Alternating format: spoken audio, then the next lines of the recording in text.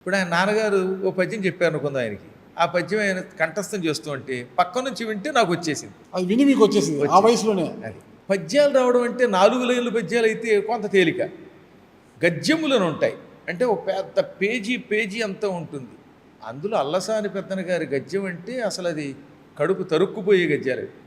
అది ఎట్లుండే వినుము గృహస్థరత్నంబ లంబమాన రవిరథ తురంగ శృంగార చారు చామరచ్చట ప్రేక్షణ క్షణోద్గ్రీవ చమర సముదయంబుకు ఉదయంబున గల విశేషంబులు శేషఫణికినైన లెక్కింప శక్యంబే అంధకరిపు కంధర వాస వాసుకి వియోగ భవ దుర్వ్యథ భోగ భోగిని భోగ భాగ పరివేష్టిత పటీర విటపి వాటిక వేల్లదేలా లతా వలయంబుకు మలయంబునంగల చలువుకు విలువ ఇయ్యది అకటకట వికట కూట కోటి విటంక శృంగాట కాఢోకమాన జరదిందు బింబగళదమృత దుర్దిన ఆర్ద్రీకృత సల్లకి పల్లవ ప్రభంజన పరంజన హస్తిహస్తంబుగు మణిప్రస్తరంబుల విశ్రాంతి చింతించిన మేనం పులకలిప్పుడుంబడమిడు స్వస్వ ప్రవర్ధిత వర్ధిష్ణు ధరణీరుహ సందోహదోహద ప్రధాన సమాన ఖేల దైల విల విలాసిని విలాస వాచాల తులా కోటి కలకలా హూయమాన మానస మదాలస మరాళంబుగు రజత శైలంబు నోలంబులం కాలగడు విహార ప్రదేశంబులం కన్న సంస్కృతి క్లేశంబులు వాయువే సతత మత జలశ్రవణ పరాయణైరావణ విషాణ కోటి సముట్టంకిత కటక పరిస్ఫురత్ కురుగంధ కందళ వ్రాత జాతాలాత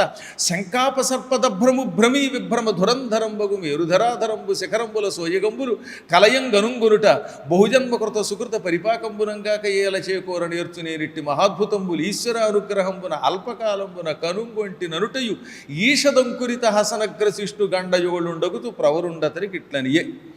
ఇది ఒక గద్యం. ఇలాంటివి అందులో చాలా ఉంటాయి. గురువుగారు గుక్క తిప్పుకోకుండా ఊపిరి కలుపుకొని మీరు ఆ వేగంగా మాట్లాడింది అయితే నాకు ఆనందంగా ఉంది చూసడానికి. కానీ మీరేం పద్యం చెప్పారు నాకేం అర్థం కాలేదు గురువు. అదే దాంట్లో గొప్పతనం. కానీ ఆ భాష అతనికి ఆనందం కలిగించింది కదా. కరెక్ట్, చాలా ఆనందంగా ఉంది. అటువంటి పేజీ ఆయన ఊరికే చదువుతారు చూసి. నాన్నగారి దగ్గర ఆయన నేర్చుకోవడానికి చూసి చదువుతూ ఉంటే పక్క నుంచి వింటున్న నాకు ఒకసారి వినడంతో కంఠస్థం వచ్చింది. అప్పుడు నాన్నగారు చదవడం కాదు ప్రతిపదానికి అర్థం తెలియాలన్నారు. అందులో ఒక్కదానికి అర్థం చెప్తాను, అన్నిటికీ చెప్పుకుంటూ పెడితే ఒక ఏడాది అయినా ఇంటర్వ్యూ తెవలదు కనుక. శివుడు అంధకరిపుడు అని పిలువబడతాడు. ఎందుకంటే అంధకాసురుడు అని ఒక రాక్షసుడు ఉన్నాడు. అవును. అందుకని అంధకుడిని చంపడం వల్ల శివుడికి అంధకాసుర భంజనుడు. అందుకే చూడండి రావణాసురుడు తమంతకాంధకం భజే అంటాడు. అంధకుడిని చంపినవాడు ఆయన. కంధరం అంటే మెడ. ఆ మెడలో ఎవరుంటారు? వాసుకి ఉంటాడు. అంధకరిపు కంధరావాస అంటే శివుడి మెడలో నివసించే వాసుకి. వాసుకి గారికి పెళ్ళయింది, ఆయనకి భార్యలు ఉన్నారు. ఆ భార్యలకి ఎప్పుడూ ఈయన ముఖం చూసే అవకాశం లేదు. ఎందుకని ఈయన ఎప్పుడు చూసినా శివుడి మెడలో ఉంటాడు. మీకైనా లీవులు ఉంటాయి కానీ ఆయనకి లీవు లేదు. సాఫ్ట్వేర్ కంటే హార్డ్వేర్ పాప ఆయన. అందుకని ఎప్పుడు మెడలో కూర్చుంటే భార్యలకు ఏమవుతుంది? సహజంగా పాములకి కొంచెం కామం ఎక్కువ ఉంటుంది. అందున పాపం వాసుకి భార్యలకి ఎప్పుడూ పెళ్ళయ్యాక ఆయన దగ్గర నుంచి ముఖం చూసే అవకాశం లేకపోవటం వల్ల కామం తీరే అవకాశం లేక శరీరం వేడెక్కింది. కారణం ఏంటి గురుగారు? పాములకు కామం ఎక్కువ. సహజంగా పాములు నృత్యం చేస్తూ ఉంటే చూసారు మీరు ఎప్పుడైనా? చూసాం. మగ పాము కనుక ఆ రెండు కలవడం మొదలు పెడితే ఎన్ని గంటలైనా వదలవు. వాటికి భగవంతుడు పెట్టిన రహస్యం అది. అందువల్ల ఏమవుతుంది? అది వాటికి వేడి ఎక్కువగా ఉంటుంది శరీరానికి. ఈ తాపం తగ్గాలంటే ఏం చేయాలి? పూర్వకాలంలో భర్త దూరమైనప్పుడు విరహతాపం తగ్గడానికి గంధం పూసుకునేవారు, యాలకుల పొడి తొలుకునేవారు, పచ్చకర్పూరం అని ఉంటుంది. అరటి చెట్ల నుంచి దొప్పల్లోంచి రసం కారి ఆ రసం గడ్డగడితే వచ్చేది పచ్చకర్పూరం అంటే. అంతేగాని ఇప్పుడు తయారు చేసేవి కావు, ఇవన్నీ కెమికల్స్. ఆ రోజుల్లో చెట్ల నుంచి పచ్చకర్పూరపు అరటి చెట్ల నుంచి వచ్చేటటువంటి పచ్చకర్పూరం వంటికి తొలుకునేవారు, లేదా చన్నీళ్ళ స్నానం చేసేవారు. ఈ పాములన్నీ మలేషియా వెళ్ళాయి. దాన్ని మలయ పర్వతం అంటారు ఆ రోజుల్లో, ఇప్పుడు మలేషియా అంటున్నాం. ఇప్పటికి కూడా అక్కడ గంధం చెట్లు ఉన్నాయి, యాలకులు ఉన్నాయి, రకరకాల పచ్చకర్పూరపు అరటి చెట్లు ఉన్నాయి. ఇవి వెళ్ళి ఈ వేడి తగ్గడానికి వేళ్లాడాయట. సుగంధ ద్రవ్యాలు ఎక్కువ. సుగంధ ద్రవ్యాలకి ఆ చల్లదనం కోసం వేళ్లాడబట్టి వాటి యొక్క వేడి తగ్గిందిట. ఇప్పుడు లైన్ చదువుతారు ప్రతి అక్షరం. అంధకరిపు కంధర ఆవాస వాసుకి వియోగ భవ. వాసుకి యొక్క వియోగం వల్ల పుట్టిన దుర్వ్యథా భోగభోగిని భోగభాగ పరివేష్టిత పటీర విటపి వాటిక వేల్లత్ ఏలా లత వలయంబుగు మలయంబునంగల చలువకు విలువయ్యేది. పటీరము అంటే పచ్చకర్పూరపు అరటి చెట్లు. ఈ చెట్లకి వేళ్లాడి విరహతాపం తొలగించుకుంటున్నాయి. కాబట్టి ఆ చెట్లకున్న చల్లదనాన్ని ఎవరన్నా ఖర్చుతో కొలవగలరా? అంటే దానికి మూల్యం ఉన్నదా? అమూల్యం అంటే అదే అర్థం. పాముల యొక్క విరహతాపాన్నే తొలగిస్తున్నాయి ఆ పచ్చకర్పూరపు అరటి చెట్లు. అటువంటి యొక్క పచ్చకర్పూరానికి విలువ ఎవడైనా కట్టగలడా? వెల కట్టగలడా? అది విలువ ఎయ్యేది. ఇలా అద్భుతమైనటువంటి ఎన్ని భావనలు ఉంటాయో. కైలాస పర్వత వర్ణన ఉంటుంది, హిమాలయ పర్వత వర్ణన ఉంటుంది, అష్టదిగ్గజాల వర్ణన ఉంటుంది. ఇటువంటి వర్ణనలో నేను చదవడం అంటే ఎన్నాళ్ళు చదివితే కంఠస్థం వస్తాయి. అది కంఠస్థం రాబట్టి ఆ చదువుకుంటున్న శివరావు గారు ఏమన్నారంటే, మీ అబ్బాయి దగ్గర ధారణా శక్తి ఎక్కువ ఉందండి, జ్ఞాపక శక్తి ఒక్కసారి వింటే మర్చిపోడు, ఏదో పూర్వజన్మ సుకృతం ఉంది, కాబట్టి ఈయనకి అక్షరాభ్యాసం చేసి ఈ మొత్తం మరు చరిత్ర చదివిద్దామన్నారు. అప్పుడు మీ వయసు గురువుగారు 4 లేక 5 ఏళ్ళు. ఆ రోజుల్లో కొంచెం మాటలు కూడా సరిగ్గా రావు సరిగ్గా, కానీ ఇంత స్పష్టంగా చెప్పానట. అప్పుడు కొంచెం కంఠం కూడా చిన్నపిల్లల కంఠం ముచ్చటగా ఉంటుంది కదా, అందువల్ల వాళ్ళు ఆనందపడిపోయారు, అక్షరాభ్యాసం చేశారు. మరు చరిత్ర మొత్తం నేర్చుకున్నాను. మరు చరిత్ర మొత్తం 628 ఇలాంటి గద్యాలు పద్యాలు. ఇంకా అక్కడి నుంచి నాకే ఈ భాష మీద వ్యామోహం పెరిగిపోయింది. హిందీ ఒక పక్కన నేర్చుకుంటూ మరో పక్కన మహాభాగవతం, భారతం. ఇప్పుడు కూడా మీరు ఓపిక ఉండాలి, కానీ కొన్ని వేల పద్యాలు అలవోకగల చెప్పగలం. ఇదంతా కేవలం స్వయం కృషి వల్ల వచ్చింది అని కొందరు అంటారు. కేవలం స్వయం కృషి వల్ల వస్తే ఈ ప్రపంచంలో ఎంతోమందికి రావాలి కదా. ఆ సందేహం లేకుండా మా అమ్మ, నేను ఉపాసించేటటువంటి అమ్మవారి దేవలు వచ్చింది. మీరు రాగానే చూశారుగా పీఠంలో అమ్మవారిని. ఆ లోపల 3 అమ్మవార్లు ఉన్నారు. మధ్యలో లలితాదేవి, ఇటువైపు లక్ష్మి, అటువైపు సరస్వతి. వారిని చిన్నప్పటి నుంచి ఉపాసించాను. ఆ తర్వాత ఇప్పుడు గుడి రూపంలో కట్టి ప్రతిష్ఠించుకున్నాం. ఏది ఆమెనా భగవంతుని అనుగ్రహం, మానవునికి కృషి 2 ఉండాలి. ఒకటి గుర్తుపెట్టుకోవాలి, పుట్టుకతో అందరికీ కొన్ని శక్తులు ఉంటాయి, కానీ ఆ శక్తిని గుర్తించి బాగా అభివృద్ధి చేసుకోవాలి, సాధన చేయాలి. సాధన చెప్పేది ఉపయోగం ఉందండి. ఏదైనా సాధన చేస్తే రత్నాలు పుడతాయి, వాటిని సానబెడితేనే మెరుస్తాయి. కృషి లేకపోతే మాత్రం ఈ ప్రపంచంలో ఎవరూ ఏమీ చేయలేరు. కాబట్టి ఈ సృష్టిలో 3 పనులు చేయాలట మనం. ఒకటి, పుట్టుకతో వచ్చే శక్తి, అది మనం తెచ్చుకోలేము. దానిని అభివృద్ధి చేసుకోవడం మనం చేస్తాం. ఈ అభివృద్ధికి కీర్తి రావాలంటే భగవద్ అనుగ్రహం కావాలి. ఇది నేను చెప్పరా, భారతంలో భీష్ముడు చెప్పాడు. పాండవులకు ఎందువల్ల విజయం వస్తోంది అని దుర్యోధనుడు అడిగితే భీష్ముడు విరాటపురంలో అన్నాడు, నల్లవు నిక్కమాడి నృపనందును ముందట ద్రోణుడొక్కటం తెల్లము, వారు బాహుబల ధీబల దైవ బలంబులొప్ప వర్తిల్లుదురు అని. నాయన ఒక విషయం చెబుతున్నాను విను. పాండవులకి పుట్టుకతో దేహబలం ఉన్నది, అది పుట్టుకతో వచ్చింది. బుద్ధిబలం ఉంది. ఇక రెండవది బుద్ధిబలం ఉంది. బుద్ధిబలం వాళ్ళు పెంచుకున్నారు. బాహుబలం అది మీ శరీరం మీకు భగవంతుడు ఇచ్చేదే కదా. తల్లిదండ్రులకు రోగాలు వస్తే పిల్లలకి రోగాలు ఉంటాయి. తల్లిదండ్రులు మంచి జీన్స్ గట్టిగా ఉంటే వాడు స్ట్రాంగ్గా ఉంటాడు. మా నాన్నగారు 86 ఏట శరీరం విడిచిపెట్టే నాటికి ఒక్క రోగం లేదు, షుగర్ లేదు, బీపీ లేదు. ఇప్పుడు నాకు కూడా 60 ఏళ్ళు నిండుతున్నాయి. రేపు 1వ తారీఖుకి షష్ఠి పూర్తి చేస్తున్నారు. నాకు బీపీ అంటే ఏమిటో తెలియదు, షుగర్ అంటే ఏమిటో తెలియదు, దర్జాగా తిరగలుగుతున్నాం. కారణం ఏంటి? పెద్దల దగ్గర నుంచి శారీరకంగా వచ్చినటువంటి ఆరోగ్యం అది. ఇది ఇక పెద్దలు ఇవ్వవలసింది. బుద్ధిబలం ఉంది చూశారు, ఉన్నదాన్ని మనం సాధనతో పెంచుకోవాలి. ఇంకా దైవబలం ఉపాసన చేసి భగవంతుడిని పూజించి పొందవలసిందే. ఇప్పుడు మీరేందాక రాగానే మా అంబికా కృష్ణ గురించి చెప్పారు. అంత పరమశిష్యుడు ఆయన నాకు. ఆయన కృష్ణ గారు అంటే నా దగ్గర ఉపాసన పొందినవాడు, నా దగ్గర మంత్రోపదేశం పొందినవాడు ఆయన.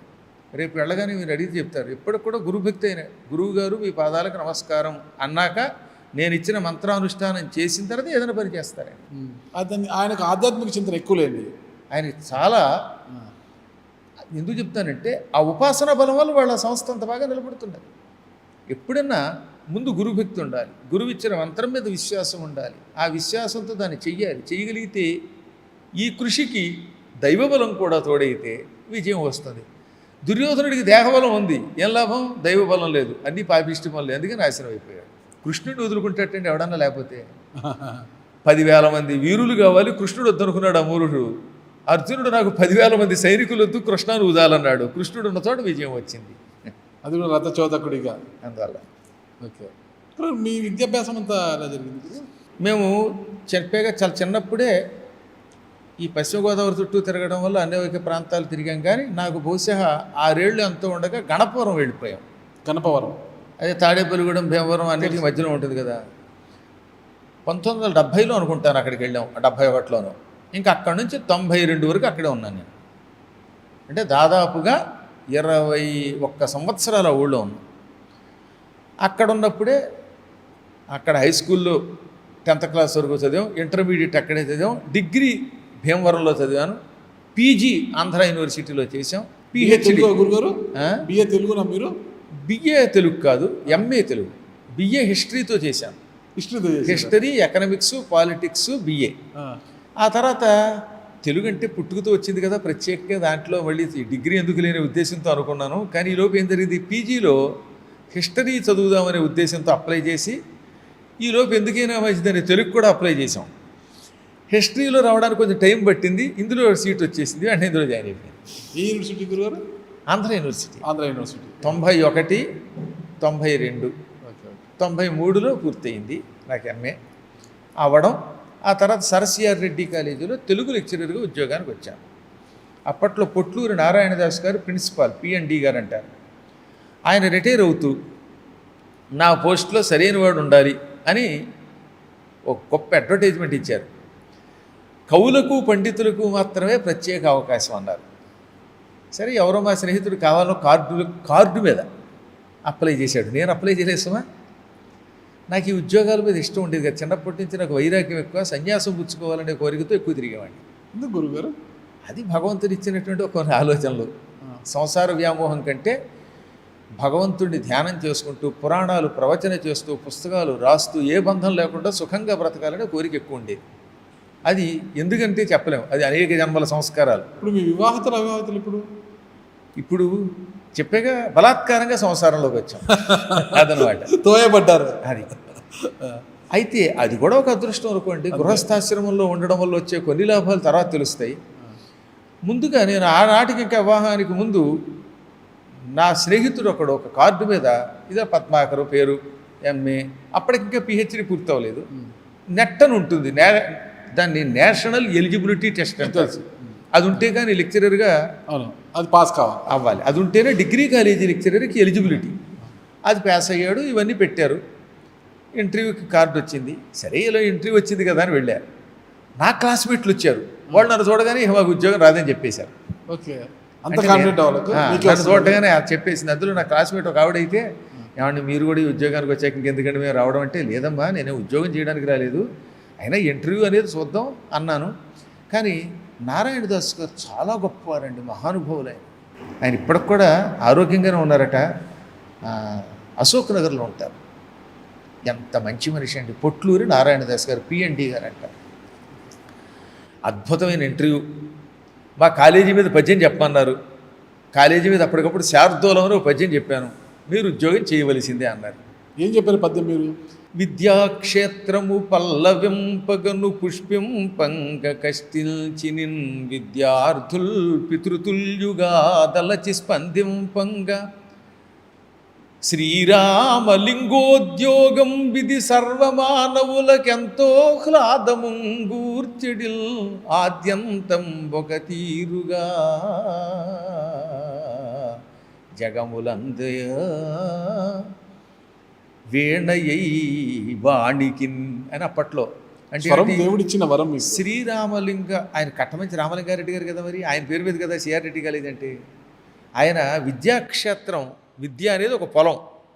ఈ పొలం బాగా మొక్కలతో నిండి, ఆ మొక్కలు క్రమక్రమంగా పుష్పించి, ఆ తర్వాత ఫలించి ఇంత వ్యాపించింది. అనగా ఎంతోమంది పిల్లలకి పాఠాలు నేర్పించింది, అనేక రకాలైన సౌభాగ్యాలు కలిగించింది. ఆ రామలింగుని యొక్క ఉద్యోగం అంటే ఆయన ప్రయత్నం ఇవాళ ఇంత గొప్పదయ్యింది అని ఆయన మీద వీణ పట్టుకున్న వాణి యొక్క స్వరూపం అది అన్నాను. ఇంకా మీరు చెయ్యాలి ఉద్యోగం అన్నారు. అలా ఉద్యోగంలో జాయిన్ అవ్వడం, ఆ తర్వాత మా మామగారు వెతుక్కుంటూ రావడం, పెద్దలు గృహస్థాశ్రమంలో లేకుండా సాధన నీకు సాగదండం,